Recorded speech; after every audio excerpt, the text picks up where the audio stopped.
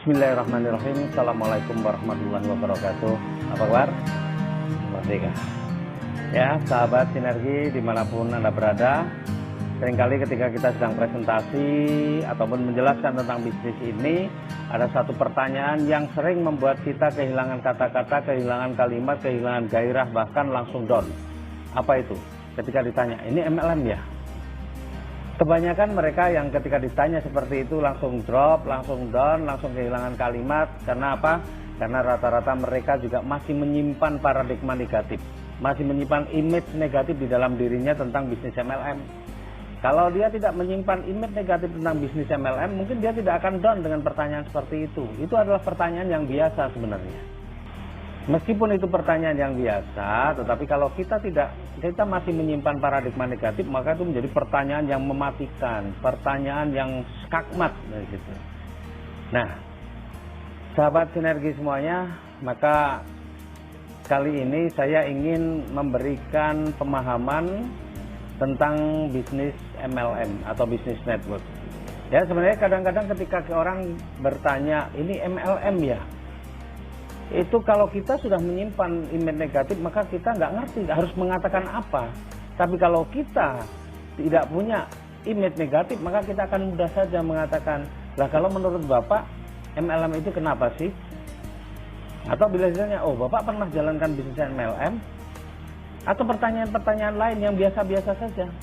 Nah, selama ini secara garis besar dari pengalaman saya, banyak orang ya ketika ditawarkan bisnis network yang menolak. Karena apa? Karena sudah punya image negatif tentang bisnis network. Image negatifnya apa? Image negatifnya ada kurang lebih lah ya, 5 ini. Yang pertama adalah cari-cari orang. Wah enggak lah, kita harus cari-cari orang. Sebenarnya masalah cari-cari orang itu masalah biasa ya, masalah cari-cari orang ini pekerjaan pengusaha. Saya sejak tahun 93 sudah menjadi seorang wira swasta, menjadi pengusaha ya. Nah, pekerjaannya apa? Pekerjaannya cari-cari orang. Dulu saya punya usaha tour and travel ya, tamu-tamu domestik. Kerjanya apa? Ya cari-cari orang yang mau wisata. Yang wisata itu orang atau bukan? Orang, berarti cari-cari orang. Saya juga pernah menjadi distributor handphone, punya toko handphone ya. Kerjanya apa? Ya cari-cari pembeli. Lah pembelinya orang atau bukan? Orang. Ya, jadi cari-cari orang biasa. Bahkan yang punya sekolah, cari-cari murid. Muridnya orang atau bukan? Orang. Ya, yang punya dagangan cari pembeli. Pembelinya orang. Kemudian yang punya pesawat sekalipun, dia cari penumpang. Nah, penumpangnya orang atau bukan? Orang. Jadi persoalan cari-cari orang itu sebenarnya adalah persoalan pengusaha. Jadi kalau pengusaha memang kita sudah latar belakang pengusaha, maka istilah cari orang itu bukan kendala. Nah, kita cari apa? Kita cari partner. Nah, di dalam bisnis ini Bapak Ibu mau cari partnernya orang atau bukan? Kalau Bapak Ibu pengen cari partnernya orang, ya berarti cari orang. Ya. Nah, jadi sebenarnya untuk yang pertama ini adalah biasa, wajar, karena Bapak Ibu semua sedang menjadi seorang independent business owner. Jadi Bapak Ibu sedang berlatih menjadi pengusaha. Maka yang namanya cari-cari orang itu satu hal yang biasa. Kemudian orang bilang ini, harganya mahal. Ya kita tahu di pasaran itu untuk produk yang hampir sama pun harganya bervariasi. Contoh obat ada obat generik, ada yang bukan generik. Harganya wah beda jauh. Bapak Ibu beli mobil, sama mobilnya, tapi setiap mobil harganya beda-beda. Ada yang mulai harga cuma ratusan juta, ada yang sampai miliaran. Jadi kalau bicara harga, itu sebenarnya sangat relatif. Harga itu mahal atau tidak, itu harus dikorelasikan dengan manfaat. Nah, alhamdulillah produk kita ini manfaatnya luar biasa. Jadi orang pakai produk kita, maka tinggal dikorelasikan. Uang yang kita keluarkan ini ya, sesuai nggak manfaatnya? Sebanding nggak dengan manfaat yang akan dirasakan? Alhamdulillah manfaatnya jauh lebih besar daripada uang yang dikeluarkan. Jadi untuk bicara mahal atau tidak itu sangat relatif ya, tergantung apa? Tergantung dari manfaat yang atau benefit yang kita terima dari angka atau uang yang kita keluarkan. Nih, kemudian tutup poin. Ya memang di bisnis itu hanya akan berjalan dengan baik ketika apa? Ketika juga terjadi pembelanjaan. Ya, nah Tetapi di bisnis kita, ya di BTBS, itu ada 3 plan A, plan B, plan C. Kalau untuk plan A, Bapak Ibu untuk dapatkan bonus sponsor, bonus pasangan, tidak perlu Bapak Ibu harus melakukan tutup poin. Tanpa tutup poin pun Bapak Ibu bisa dapatkan. Tetapi kalau untuk mendapatkan bonus di plan B, maka Bapak Ibu perlu tutup poin, karena bonus plan B ini adalah bonus dari repeat order. Nah, kalau Bapak Ibu tidak melakukan repeat order, maka Bapak Ibu nggak punya bonus plan B. Bonus plan B itu apa saja? Ya, bonus royalti generasi, royalti kepemimpinan, royalti prestasi. Itu Bapak Ibu hanya bisa dapatkan bonus di plan B itu kalau Bapak Ibu melakukan repeat order. Termasuk kalau Bapak Ibu di plan C bonus pengen dapat cruise, pengen dapat umroh gratis, ya, maka Bapak Ibu juga perlu melakukan repeat order tutup poin. Tapi tutup poin kita sangat murah Bapak Ibu. Tutup poin kita ini ada 2. Repeat order kita ada 2, yang 350 atau yang 1.500.000. Jadi kalau Bapak Ibu tutup poin itu sebenarnya hanya untuk pembelanjaan pribadi, keperluan pribadi saja. 350 dapat 2 box, Bapak Ibu dapat produk nilainya 500.000. Ya, itu boleh untuk konsumsi pribadi atau keperluan pribadi juga nggak ada masalah. Dan enaknya kita nggak ada side volume, nggak ada apa ya namanya harus belanja yang kalau peringkat tertentu belanjanya harus lebih banyak lagi, itu nggak ada.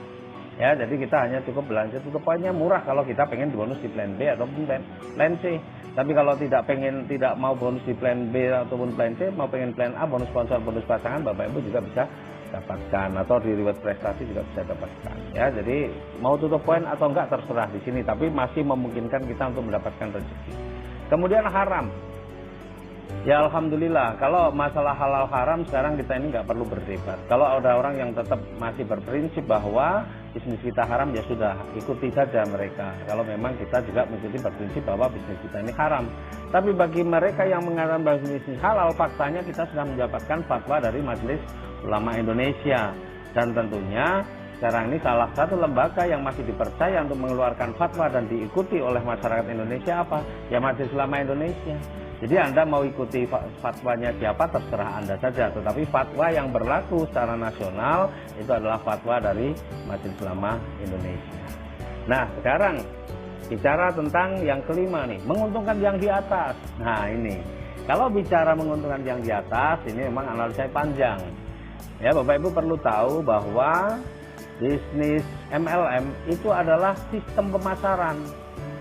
MLM itu bukan bisnisnya, MLM itu sistem pemasaran. Jadi di dalam bisnis pada umumnya, itu cara memasarkannya secara garis besar terbagi 2. Jadi begini, saya mau gambarkan secara sederhana saja. Ya. Nah, bisnis, ya, ini sistem pemasaran, itu bisnis itu perlu dipasarkan untuk bisa berkembang. Kalau nggak dipasarkan, ya tidak akan jalan bisnis itu. Nah, cara pemasarannya ada 2 cara garis besar. Yang pertama adalah dengan cara konvensional. Konvensional, ya. Nah, di bisnis konvensional ini, ya, seperti kita tahu dari pabrik, kalau kita misalnya contoh nih air mineral, ya, kita lihat ada truk yang membawa air mineral, terus kemudian kita stop, kita mau beli, boleh nggak? Nggak boleh. Ya, di bisnis konvensional ini ada strukturnya juga, mungkin dimulai dari distributor, kemudian apa, misalnya agen nih, kemudian di bawah agen apa, misalnya ini ada grosir, misalnya di bawah grosir apa, misalnya ini baru ada toko. Nah, di bawah tokonya apa, ya baru kita konsumen baru bisa beli ketika di toko. Nggak bisa konsumen masih beli di posisi ini, nggak bisa. Nah, artinya inilah jalur distribusi.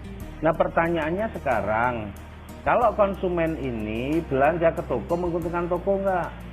Pasti menguntungkan tokonya. Kalau toko ini belanja ke grosirnya, menguntungkan grosir nggak? Menguntungkan grosirnya.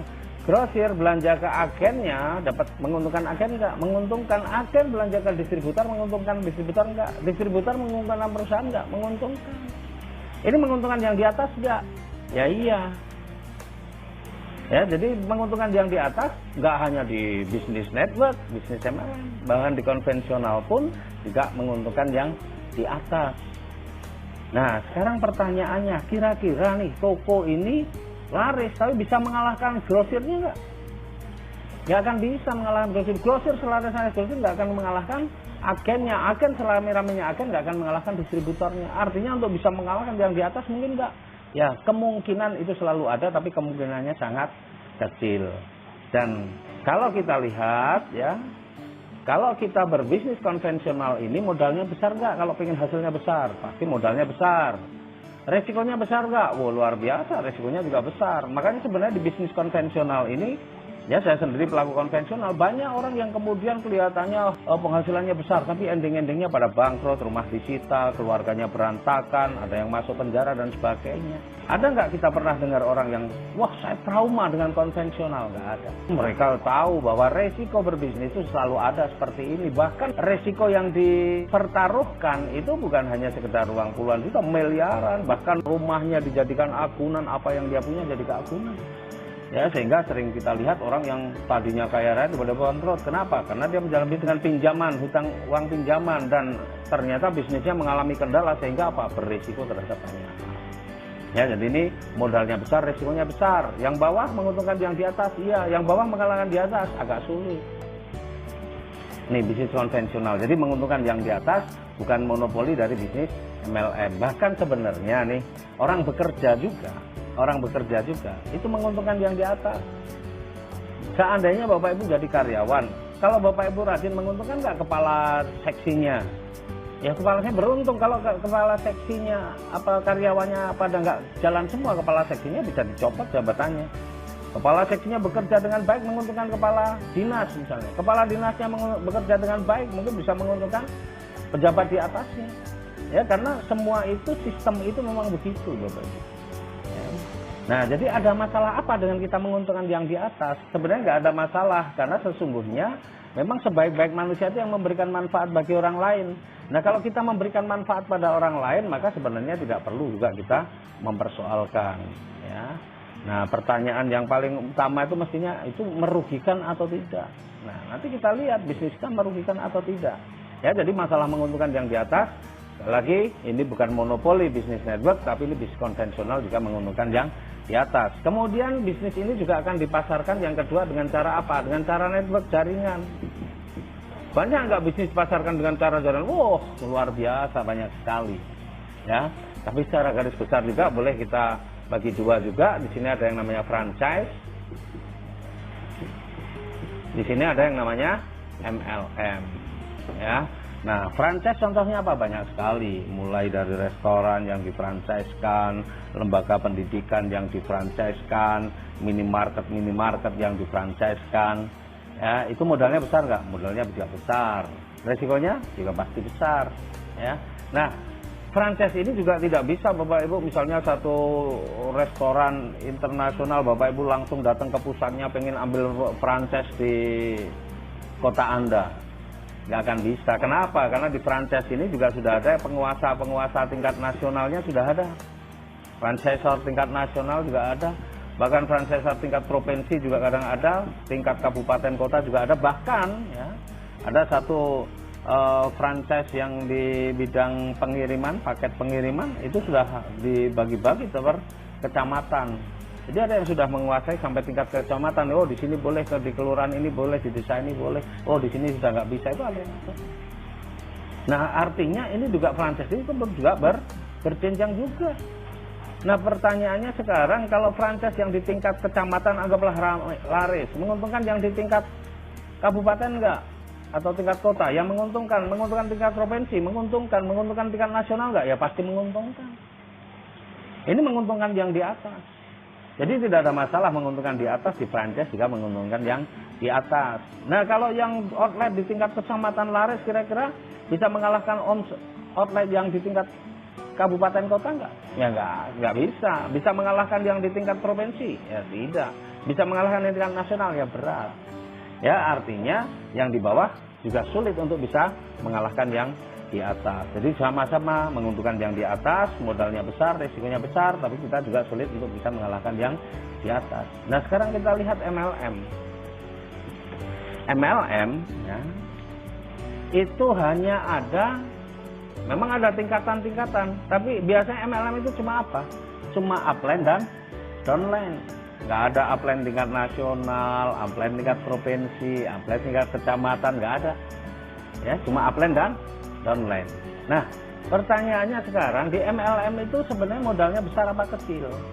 Hampir di semua MLM yang resmi, ya, yang resmi itu modalnya kecil, paling cuma jutaan, nggak ada yang ratusan juta, miliaran, nggak ada, paling cuma jutaan saja.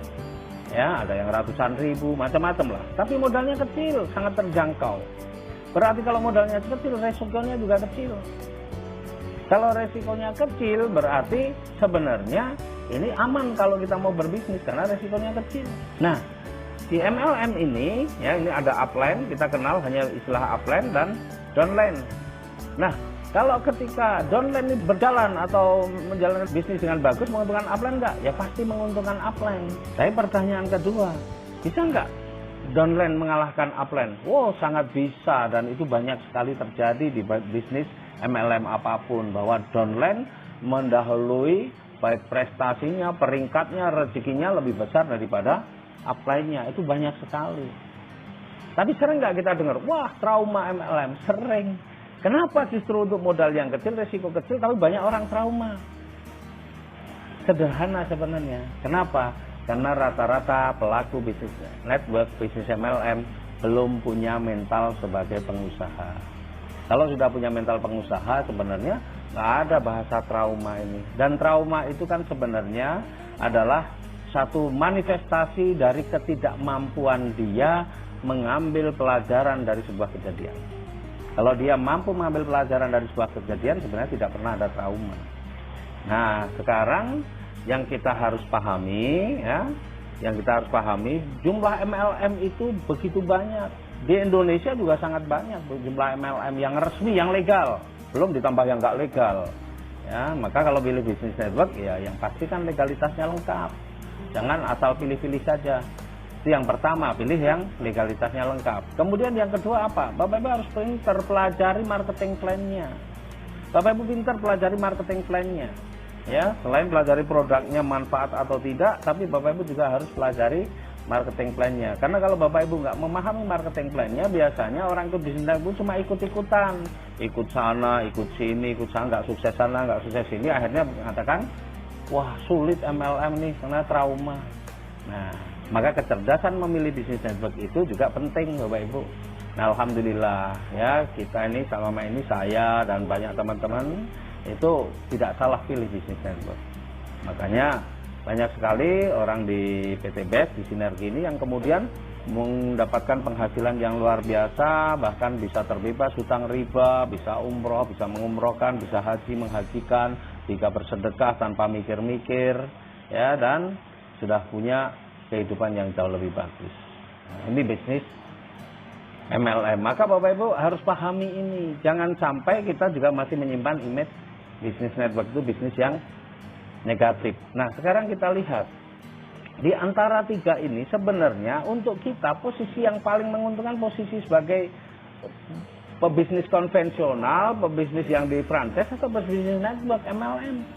Ya, kalau saya sendiri, pengalaman saya di bidang konvensional sudah begitu panjang, saya melihat bahwa di bisnis network itu bisnis yang paling menyenangkan. Kenapa? Ya, kita dulu punya usaha, punya banyak karyawan, tetapi bagaimana kita mensejahterakan karyawan kita begitu sulit. Untuk menaikkan gaji saja menghitungnya panjang sekali. Orang yang sudah bekerja pada saya bertahun-tahun, jarang yang punya kehidupan yang luar biasa. Tapi yang menarik di bisnis network ini, ya, kita jalankan bisnis kita yang tidak perlu waktu lama, terutama di PT BEST. Ini ternyata banyak sekali tim saya ini yang kemudian punya kehidupan yang jauh lebih bagus. Tidak perlu bertahun-tahun, bahkan hanya kurang dari 1 tahun juga sudah banyak, yang 1 tahun juga banyak, ya. Nah, artinya apa? Di bisnis network ini kita bisa mengangkat harkat martabat seseorang, ya. Tetapi sekali lagi, Bapak Ibu harus pintar memilih bisnis jaringannya. Oke, nah nanti bagaimana kita melihat analisa bisnis? Saya ada materi sendiri tentang analisa bisnis. Supaya apa? Supaya Bapak Ibu nggak gampang terombang-ambing, pilih bisnis A, pilih bisnis B, besok hari ini, besok bisnis C lagi. Ini macam-macam ganti-ganti. Akhirnya apa? Bapak Ibu bukan ikut mensejahterakan teman-teman Bapak Ibu, tapi ikut menyengsarakan karena mengajak mereka pindah ke sana, pindah ke sini, pindah ke situ. Akhirnya mereka nggak pada sukses, cuma capek, sehingga akhirnya kalimat kapok saya, trauma saya dengan MLM itu akan muncul. Maka cerdaslah memilih bisnisnya. Oke, terima kasih. Salam sinergi, go berkah, no riba. Billahi taufiq wal hidayah. Assalamualaikum warahmatullahi wabarakatuh.